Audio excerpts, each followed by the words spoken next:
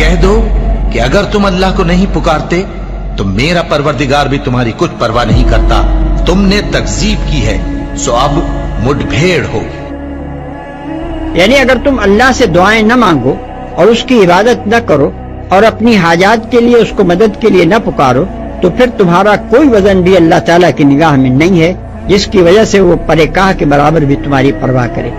محض مخلوق ہونے کی حیثیت سے تم میں اور پتھروں میں کوئی فرق نہیں.